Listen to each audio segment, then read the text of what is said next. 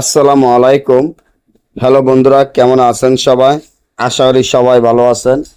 আল্লাহর রহমতে আপনাদের দোয়ায় আল্লাহ তাআলা ভালো রাখছে ইনশাআল্লাহ। পাওনা টাকা আদায় করার নকশা। পাওনা টাকা আদায় করার নকশা, যে নকশাটি আমার স্ক্রিনে আপনারা দেখতে পাচ্ছেন, সেটি হলো পাওনা টাকা আদায় করার নকশা। আপনি যদি কারো কাছে টাকা পান, সে যদি আপনার টাকাটা দিতে অস্বীকার করে, আপনার সাথে খারাপ আচরণ ব্যবহার করে এবং তার কাছে কোনো স্ট্যাম্প নাই আপনার কাছে বা কোনো চেক নাই, তাকে আপনি অনেক লক্ষ টাকা দিয়েছেন, এখন সে আপনার টাকাটা দিতে চায় না, বরং চেষ্টা আপনার সাথে খারাপ আচরণ ব্যবহার করে, মনে মনে চিন্তা করেন ভালো একজন তান্ত্রিক বা ভালো একজন কবিরাজ পাইলে হয়তো আপনার এই টাকাটা উদ্ধার করতে পারতেন।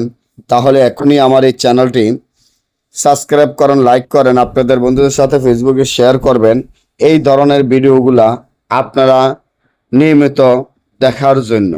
আজকে এমনভাবে শিখিয়ে দিব, এটা কিন্তু জিন চালান নকশা, আর জিনের মাধ্যমে ওই টাকাটা আপনার উদ্ধার হয়ে যাবে ইনশাল্লাহ।